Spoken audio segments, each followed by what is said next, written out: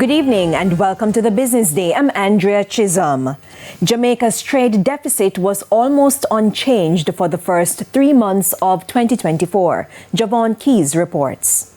The Statistical Institute of Jamaica Statin says the difference between the cost of imports and what is earned from exports is valued at $1.371 billion for January to March 2024. That's compared to a trade deficit of $1.376 billion for the same period in 2023. For the first quarter of this year, Jamaica's total spending on imports was valued at $1.86 billion. This represents a 2% drop versus the $1.9 billion spent in January to March 2023. This decrease was largely due to lower imports of raw materials, intermediate goods.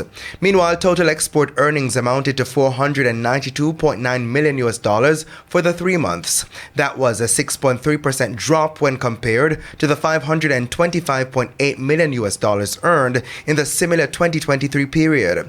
This was primarily due to a 23.1% decrease in the value of mineral fuels exports. Domestic exports, however, increased by 12% during the period, with earnings valued at $430.1 million compared to $383.9 million for January to March 2023.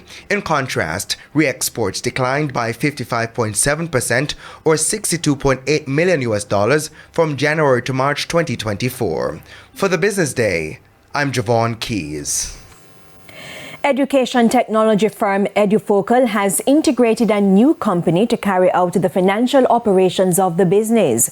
In a notice to the Jamaica Stock Exchange, Edufocal says from June 28, it has partnered with financial services firm Signature Creed and Associates. The company will act as a fractional or part-time chief financial officer for Edufocal. Edufocal says the partnership is to strengthen its financial operations and streamline processes.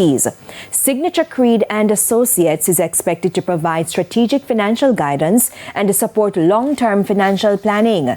This partnership became effective the same day Fonique Richardson resigned as Edufocal's CFO. In a separate notice, Edufocal says Ms. Richardson's resignation is not linked to any disagreements with the company or its board of directors.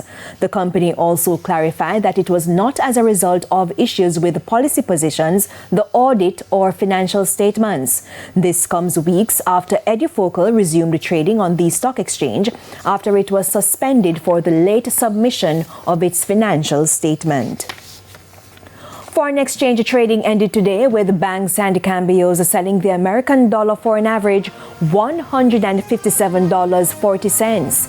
The Canadian dollar is being sold for $116.85. $203.60 is the average value of the pound, while the euro is going for $173.31. And to the stock market now, the JSE index advanced by 358 points today, while the junior market rose by 22 points. Among the 41 winners, Pulse Investments, Consolidated Bakeries Jamaica, First Rock Real Estate Investments US dollar shares, Edufocal, and Jamaican Teas.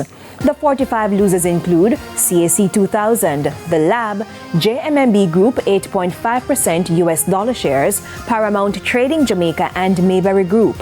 19 stocks traded firm. And that's it for the Business Day. I'm Andrea Chisholm. Good evening.